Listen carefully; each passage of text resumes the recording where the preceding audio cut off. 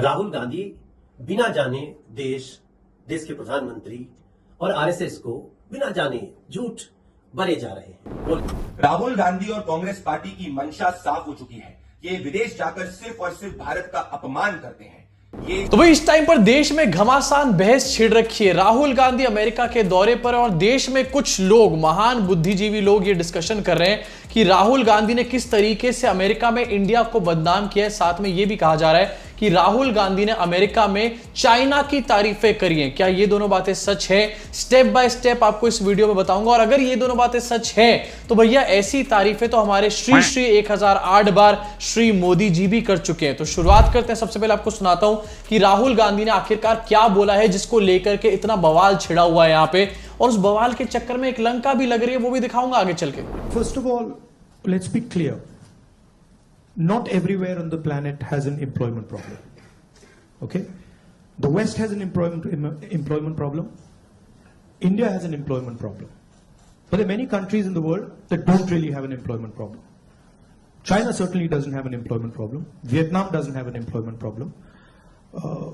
अगर सिंपल भाषा में बताऊं तो राहुल गांधी यहां पर यह कह रहे हैं कि वर्ल्ड में सब जगह पर अनएम्प्लॉयमेंट की प्रॉब्लम नहीं है। कुछ जगहें ऐसी भी हैं जहां पर अनएम्प्लॉयमेंट की कोई इशू नहीं है, जैसे कि चाइना, और साथ में वियतनाम का भी नाम यहां पर लिया गया। सिर्फ चाइना के बारे में बात नहीं करी गई है, लेकिन आपके दिमाग में किस तरीके से इस नैरेटिव को ठूसा जा रहा है चाइना का नाम बार बार लेकर के। व्हाट्सएप पे भी अगर बात करी जाए तो वियतनाम का नाम कोई नहीं यहां पर ले रहा, सब चाइना के बारे में बातें कर रहे हैं, क्योंकि आपके दिमाग में एक फर्जी नैरेटिव बिठा रहे हैं लोगों को। लेकिन ये बात बोल के कि चाइना में अनएम्प्लॉयमेंट की प्रॉब्लम नहीं है, क्या राहुल गांधी ने सही बात बोली, गलत बात बोली? अगर गलत बात बोली तो मैं आपको एक स्टेटमेंट सुनवाना चाहता हूं। हमारे देश के एक्सटर्नल अफेयर्स मिनिस्टर हैं बाकायदा, इन्होंने चाइना के बारे में क्या बोला था एएनआई के एक पॉडकास्ट में, जरा देख लेते हैं एक बार। Look, they are the bigger economy. I mean, what am I going to do? As a smaller economy, I'm going to go pick a fight with a bigger economy. It's not a question of reactive, it's a question of having common sense. अगर राहुल गांधी का ये बात कहना कि China में unemployment की problem नहीं है, ये एक बहुत बड़ी प्रॉब्लम बन जाती है, तो एस जयशंकर का ये स्टेटमेंट कि चाइना की इकोनॉमी इंडिया से बहुत बड़ी इकोनॉमी और ऐसे में हम चाइना से फाइट नहीं पिकअप कर सकते, ये आई थिंक उससे ज्यादा प्रॉब्लमैटिक स्टेटमेंट है। लेकिन इसके बारे में नहीं, हिपोक्रेसी तो दिखानी है ना यार यहाँ पे। इसके अलावा आपको एक कंपाइलेशन ऑफ मोदी जी के स्टेटमेंट्स दिखाना चाहता हूं। मोदी जी इंडिया के बारे में पहले क्या क्या फील करते थे। आज मोदी जी जाकर इंडिया की तारीफें इसलिए कर रहे हैं क्योंकि मोदी जी इंडिया के प्राइम मिनिस्टर हैं। अगर आज मोदी जी बाहर जाके इंडिया के रियल इश्यूज को डिस्कस करने लग गए तो मोदी जी के ऊपर एक सवाल बन के खड़ा हो जाएगा। जरा देखिए इस वीडियो को भी। छोड़ो यार, रुक गए, कुछ होगा नहीं। अरे भगवान बचाए भाई, पता नहीं पिछले जन्म में क्या पाप किए हम हिंदुस्तान में पैदा हुए। जिनको गंदगी करनी थी वो गंदगी करके चले गए, लेकिन हम सफाई करके जाए। जो 85 पैसा घिस लेता था, यार पता नहीं पिछले जन्म में क्या पाप किया था, हिंदुस्तान में पैदा हुए। ये कोई देश है? तो सुना आपने क्या क्या महान बातें करी गई थी मोदी जी के द्वारा, जस्ट बिकॉज उससे थोड़े दिन पहले कांग्रेस की सरकार जाकर के चुकी थी और मोदी जी यहां पर कांग्रेस को एक तरीके से क्रिटिसाइज कर रहे हैं, उनके एक्शंस को क्रिटिसाइज कर रहे हैं। इसके ऊपर किसी ने भी ये नहीं कहा कि मोदी जी ने इंडिया को क्रिटिसाइज किया या फिर इंडिया को बदनाम करके रख दिया।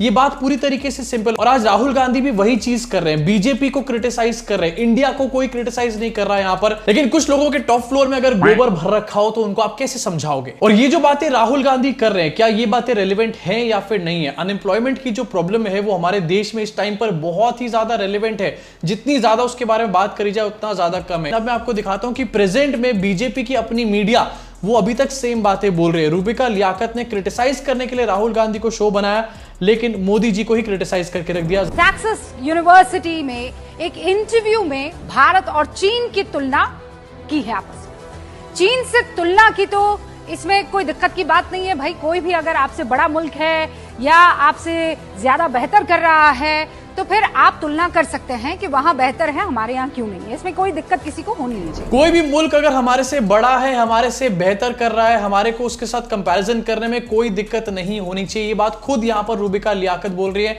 तो आखिरकार किस चीज का यहाँ पर रोना धोना मचा रखा है? इनफैक्ट मैं आपको बताना चाहता हूँ, यहाँ पर वीडियो का एक पार्ट आपको बार बार दिखाया जा रहा है। राहुल गांधी ने ये बात बोल के कि चाइना में अनएम्प्लॉयमेंट की प्रॉब्लम नहीं है, आगे क्या बोला था इसको भी एक बार जरा सुन लीजिए। बकायदा यूएस के अंदर बैठ करके यूएस को क्रिटिसाइज कर रहे हैं राहुल गांधी, लेकिन उसके बारे में कोई बात नहीं कर रहा, क्योंकि वहां के लोग हमारे देश की तरह किसी एक नेता के अंध भक्त नहीं बन जाते ना। If you look at the United States in the 1940s, 50s and 60s, they were the center of global production. Anything that was made, cars, washing machines, TVs, all made in the United States. Production moved from the United States. It went to Korea, it went to Japan, eventually it went to China. And if you look today, China is dominating global production. You go to India, you look at the phones, you look at the furniture, you look at clothes, you see on the back. Rahul Gandhi यहां पर यह बात समझाने की कोशिश करें कि किस तरीके से पहले जो प्रोडक्शन का हब था वो यूएस था, हर चीज यूएस में बनती थी और लोग यूएस की चीजें खरीदना चाहते थे, और धीरे धीरे ये जो प्रोडक्शन हब है ये शिफ्ट होता चला गया और इवेंचुअली ये प्रोडक्शन हब जो है चाइना बन गया। क्योंकि चाइना यहां पर प्रोडक्शन हब बन गया, उसकी वजह से वहां पर ज्यादा जॉब्स भी मिलने लग गई लोगों को, और इस वजह से राहुल गांधी ने यह बात बोली कि चाइना में अनएम्प्लॉयमेंट की प्रॉब्लम नहीं है, क्योंकि वहां पर एक मैन्युफैक्चरिंग का इस टाइम पर हब बन चुका है, जो कि किसी भी तरीके से गलत नहीं है। फैक्चुअली अगर इसकी बात करी जाए तो बिल्कुल सही है। अब अगर आप राहुल गांधी की इस पूरी बात को सुनोगे एक साथ तो आपको ज्यादा प्रॉब्लम नहीं होगी, लेकिन प्रॉब्लम तब खड़ी हो जाएगी जब आप उनके छोटे छोटे पार्ट्स को सुनोगे, और वही चीज यहां पर भारतीय जनता पार्टी और उनका आईटी सेल कर रहा है। छोटे छोटे चंक्स को निकालकर उसके ऊपर मिस इंफॉर्मेशन फैलाने का, स्प्रेड करने का काम किया जा रहा है, जो कि पूरी तरीके से बेसलेस है। इनफैक्ट इसके आगे चल के आपको दिखाता हूं एक और मिस इंफॉर्मेशन यहां पर स्प्रेड करी जा रही है कि राहुल गांधी ने यहां पर सिख कम्युनिटी के लोगों को यह बोला कि सिख कम्युनिटी के लोग जो है अपना कड़ा नहीं पहन सकते, गुरुद्वारे नहीं जा सकते। ये बात भी पूरी तरीके से मिस इंफॉर्मेशन है। राहुल गांधी ने क्या कहा है, एक बार इसको सुन लेते हैं। Balinder Singh. The fight is about whether he, as a Sikh, is going to be allowed to wear his turban in India, or he, as a Sikh, is going to be allowed to wear a kada in India, or he, as a Sikh, is going to be able to go to a Gurdwara. That's what the fight is about, and not just for him, for all religions. Fight is also about Rahul Gandhi ने यहाँ पर सब religions के बारे में बात करी है, और ये बात पूरी तरीके से सही है। हमने रिसेंटली देखा था कि किस तरीके से हिजाब के ऊपर एक बहुत बड़ी कंट्रोवर्सी छिड़ गई थी, एंड आए दिन इसके बारे में डिबेट होती रहती है, कंट्रोवर्सी चलती रहती है कि आपको कहां पर प्रे करना चाहिए, कहां पर नहीं प्रे करना चाहिए, किसको प्रे करना चाहिए, क्या खाना चाहिए। इसके बारे में दर्जनों वीडियोस आपको दिख जाएंगे सोशल मीडिया के ऊपर। तो मेरे को लगता है कि ये बात कहीं पर भी ऐसी नहीं है जो गलत बोल दी हो, फिर आउट ऑफ कॉन्टेक्स्ट बोल दी हो। लेकिन इसको लेकर क्या कहा जा रहा है अपने स्क्रीन पर ये भी देख लो। स्वाति गोयल शर्मा है जो कि जेम्स ऑफ बॉलीवुड पेज चलाती थी, जो कि आजकल पूरी तरीके से ठंडा पड़ा हुआ है। ये लिखती है कि he has said that the fight in India is whether a Sikh can wear a turban और कड़ा और go to gurdwara, totally baseless allegations. इसके अलावा मिस्टर सिन्हा भी सेम चीज लिखते हैं और साथ में लिखते हैं कि which Sikh has ever been stopped from wearing a turban और विजिटिंग अ गुरुद्वारा। डेफिनेटली किसी सिख को यहां पर रोका नहीं गया, लेकिन राहुल गांधी यहां पर माइनॉरिटीज की बात कर रहे हैं हमारे देश के अंदर, और उन्होंने और रिलीजन्स का भी नाम लिया है। जयपुर डायलॉग वाले भाई साहब भी हैं, ये भी सेम इंफॉर्मेशन को फैला रहे हैं यहां पर, और पूरे इस टाइम पर इनके नेटवर्क पे ये चीज छाई हुई है कि राहुल गांधी ने ये बात बोली है कि सिखों को रोका जाता है हमारे देश में टर्बन पहनने से या फिर गुरुद्वारे जाने से। राहुल गांधी ने यहां पर एक सिख पर्सन का सिर्फ एग्जाम्पल लेकर के बताया, लेकिन उसके अलावा यहां पर वो हर रिलीजन की बात कर रहे हैं, जो कि कंप्लीटली सही है, मेरे को कहीं से भी गलत नहीं लग रही है। अब जहां पर राहुल गांधी को लेकर मिस इंफॉर्मेशन काफी फैलाई जा रही है उनके यूएस दौरे पर, मैं आपको दिखाना चाहता हूं राहुल गांधी ने मोदी जी के ऊपर भी एक बड़ा स्टेटमेंट दिया है, एंड इसके बारे में कोई बात नहीं करेगा, क्योंकि अगर इसके बारे में इन्होंने बात कर ली तो ये पूरी तरीके से अपने फर्जी नैरेटिव्स को एक्सपोज कर देंगे। you'll be surprised. I mean, you will be surprised, but I don't actually hate Mr. Modi. I don't. Like, I get up in the morning and okay, you know, he's got a point of view, fine. I don't agree with his point of view, but I don't hate him. And in fact, in many moments, I empathize with him.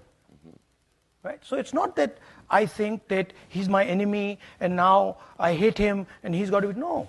He's got a different point of view, I got a different point of view. I have empathy and compassion for what he's doing. And I think that's a much better place to be. Instead of this thing that, you know, him versus me.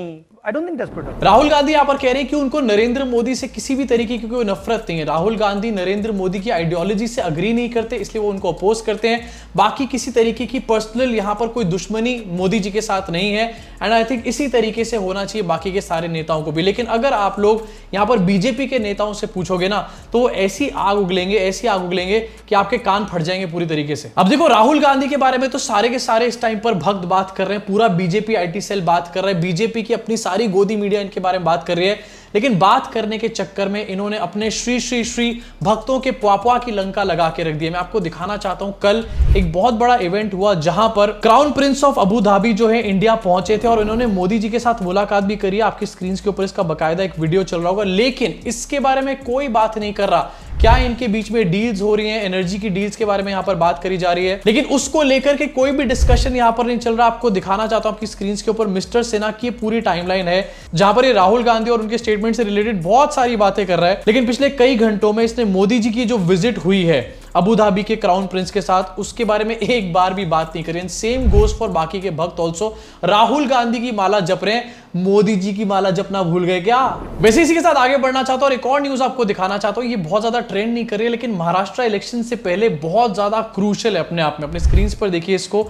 Maharashtra BJP chief son flees after his Audi hits several vehicles in Nagpur. Maharashtra के जो BJP के chief हैं, उनके बेटे की गाड़ी ने काफी सारी गाड़ियों को टक्कर मारी है नागपुर में। उसके बाद वो भाई साहब जो है वो वहां से भाग भी निकले। अब इस पूरे एक्सीडेंट में कितने लोगों को चोट लगी है, कितने लोग मरे हैं, कितने लोगों को नुकसान हुआ है, इसके बारे में भी कोई डिटेल्स सामने नहीं आई है। लेकिन इससे फिर से एक बात क्लियर हो जाती है, फिर से किसी ड्राइवर का नाम सामने आ जाएगा। उससे ज्यादा और क्या होगा, और ज्यादा कुछ हो ही गया तो ऐसे लिखवा करके छुड़वा लेंगे। इसी के साथ जाते जाते आपको एक और इंपॉर्टेंट न्यूज दिखाना चाहता हूं। जीएसटी काउंसिल ने डिसीजन लिया है कि कैंसर की दवाओं के ऊपर अब जीएसटी रेट को कम किया जाएगा। पहले 12% थे और अब इसको कम करके 5% कर दिया जाएगा। GST rate on cancer drugs are also being brought down.